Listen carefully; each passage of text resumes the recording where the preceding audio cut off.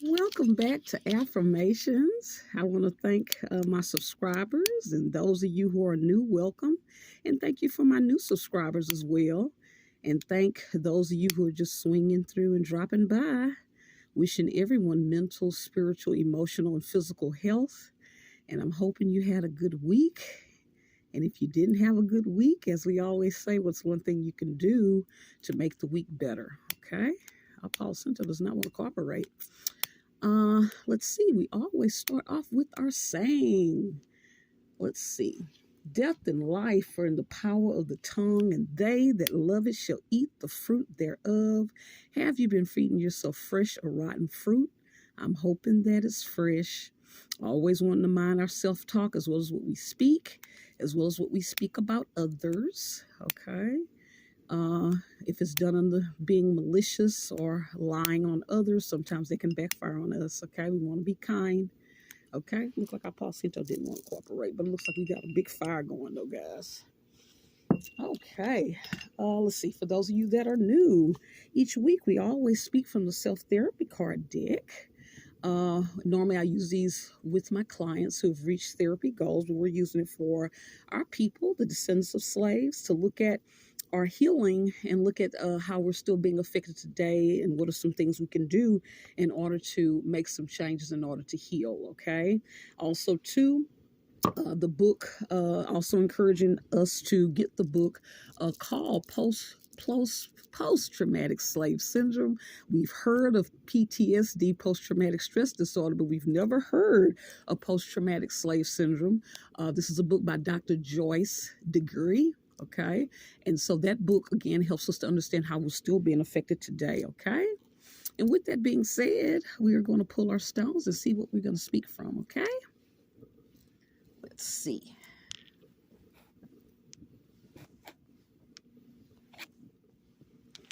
Okay.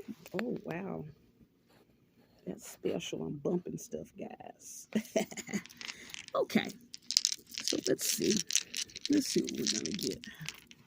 Let's see. Let me see what we're going to get. Do this. Okay, so let's see what we're going to get. What am I going to do? I'm going to do this. We'll do this. Okay, great. We got the, you know what, y'all? I was calling this the desert stone. And I was trying to order some more of these. And this is actually called a rose crystal stone. Okay. So I'm going to just say that I was testing you guys to see how long it would take for you all to realize that I was calling it the wrong stone. Okay. So that's how we're going to do that. But yes, this is actually called a rose crystal stone. Okay. And I need to double check that again. Okay. Because I've been calling it a desert stone forever. Okay, let's see. Meditation. Let's see if they want us to meditate on today. Okay, let's see. We've had some meditations in the past. Do put down in the comments section if you've all tried some of them and if you found them helpful or not. I always encourage my clients to, YouTube. There's a lot of apps to find one that you like. Some people have trouble sleeping. Some have trouble with anxiety. And for different things, there are different types of meditation for different things. So do just make sure that you try one at least this week. Something to think about. Let's see what we get. Let's see what we're going to get.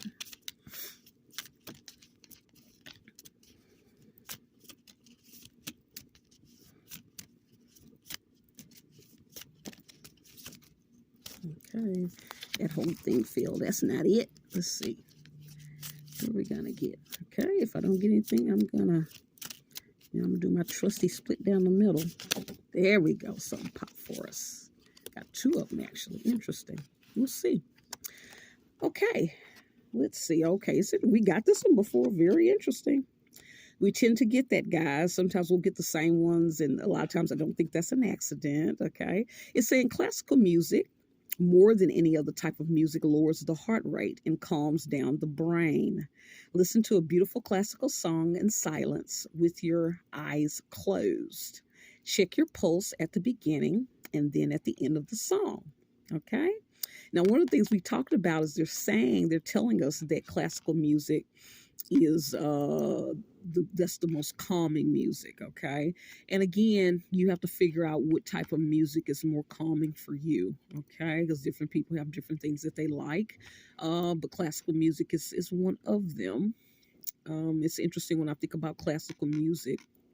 And we always are relating this to history and who we are as a people, and even you know it's interesting. I don't know if you all have heard of, I've been kind of studying a lot of different things about the Moors and different things. And when you look at a lot of the castles in Europe and who built those, and it's funny, I always note they never state really who built those. And when you start looking at that, many of our people, again, we always say if Africa is the cradle of civilization and everybody spread out, and other groups were created from wars and different things, all the technology, buildings, cultural music is going to uh, all have originated again from the people, okay, of Africa, okay. And so again, I think about this with the Moors, and I don't know if you all have heard about this, about a lot of the classical music. Mozart, Beethoven, a lot of them were saying that they were of mixed race.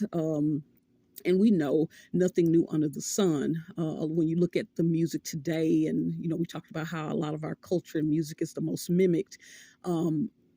It's nothing new under the sun. If that is the truth now, it is possible, and more than likely, then as well, we were probably also creating art forms. Okay, and so that's something interesting to look into.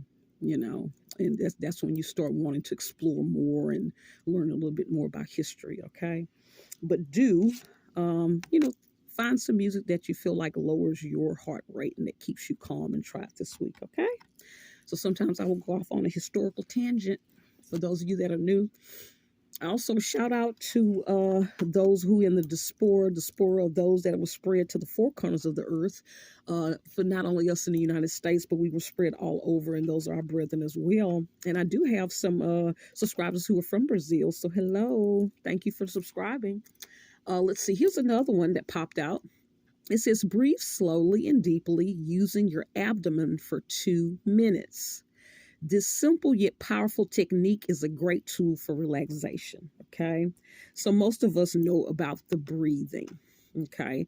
But what I would suggest is, if you try that this week, is to put your hand on your abdomen and focus on the in and out. Okay. Because our brain is going to want to ramble. A lot of times our brain wants to ramble when we want to be focusing on the breath and our abdomen going in and out. Okay. For 2 minutes. Okay. And that can feel like a long time when our mind is always racing. Okay, so let me know if you all tried this and how did you like it. Okay, all right, so let's see. I'm going to take that out. Okay, so we're putting this back. I'm going to pull another card. Let's see what we get this time. Okay, let's see what we get. Okay, y'all, we got our sunstone, and everybody knows that has to do with our love life, right? And we jokingly say we always get that. And again, rightly so. Our love life and relationships were deeply affected in slavery. And we're still living out a lot of those issues today, okay? So something that we always want to be mindful about. And we want to be trying to heal these relations. We always talk about how the cornerstone of a nation is male and female relationships. If you don't have that, then you basically don't have a healthy nation that's moving forward and growing. Okay, so let's see what we get with this. Let's see if we can get a different card. We tend to get similar ones. Let's see. Okay, that want to pop. That one wanted to pop. Okay, let's see what this is. Okay, I think we've had this one before too. When it comes to a relationship, do I have unrealistic expectations? Have I been told this before? Is there anyone out there I should give a second chance to? Yeah, we've had this one before. Yeah. How do you know if you have? See, this is the tricky thing. How do you even know if you have unrealistic expectations? And again, the indications if someone's told you this before. So here's the deal. This is what's interesting. What's an unrealistic expectation for one person is not an unrealistic expectation for another. So, is it possible? And sometimes we have to take into consideration that we may not be with the right partner. Okay. Uh, there's some people that we're more compatible with. Okay. So, if you're with a person that you're not compatible with, anything you ask them to do is unrealistic. You may have a mate that you're saying, can you just, you know, we agreed that you were going to do this particular task, and you're not doing it. And they may say that you're being unrealistic, right? So I think we're looking at it from this standpoint today is that unrealistic expectations and someone feeling like you're being unrealistic sometimes has to do with you possibly not being compatible with who you're with, okay? And sometimes what's tricky is that you can have someone where it seems like you all are all on the same page, and then you get together and they change the name of the game. They switch it up, you see? And so you have to be brave enough and understand that you have a right, and I look at even biblically, that if under trickery, someone is presenting one thing and then you get into it and they're switching it up, you have a right to not participate in that and to walk away because it's been under false pretense. Okay. And I know those are things we hadn't heard, but the Most High is not the author of chaos. Okay. Have I been told this before? Again, sometimes rightly so, sometimes not. Sometimes, again, you had an expectation and a person agreed to a thing, and then they're not communicating and they're just not holding up the end of the bargain, And then sometimes some people do have unrealistic expectations where you have a mate that's doing everything and you expect all this from them, but then is it an equal give and take? Or do you have a partner that you're putting too much on and they're burnt out? Okay. So, and then talking about, should I give someone a second chance? And this is what I'm learning. A lot of times what they're saying is, it depends on what it is. And you have to figure out what you have the energy for. I know I'm at a space in my life where there are certain things that are just deal breakers now. I think the older I get, I think when you're younger, you have more energy to try again and to keep trying. It's not. It's it's A, B, C, and D. Either we're on the same page or we're not. Okay. And so you have to figure out what is your tolerance level and what are you willing to give a second chance to. And then what are your boundaries and what's a deal breaker? Or do you keep giving these second chances? Okay. For some, and again, people are here on different journeys, Some people are here to do the back and forth, and for some people that's fun. They like that break up, makeup. And one of the things I want to tell people, healthy relationships when you're with unhealthy people can be boring. Yeah, they can be calm, and relationships that's too quiet and calm. Because again, through music, through movies, we've been taught that, it got to be exciting, right? Breakup, makeup, chaos. Anything that's calm, people are thinking, meaning boring. And I'm going to challenge us to the concept of boring. Is it possible that boring means that I have no stress, no chaos, no major crisis going on in my life, and actually I'm blessed? But because through music and movies and different things you've seen, you're used to that push-pull and this kind of tension.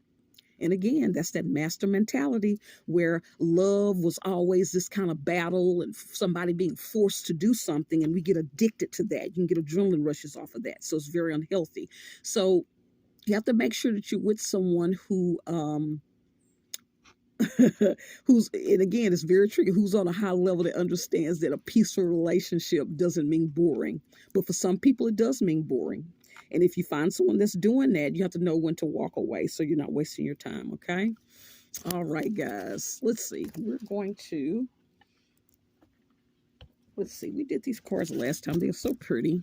Like I said, they're just beautiful. We're going to pull another one from this group. They're so beautiful. Last time we had the one talking about what do we have on there? Talking about reuse something.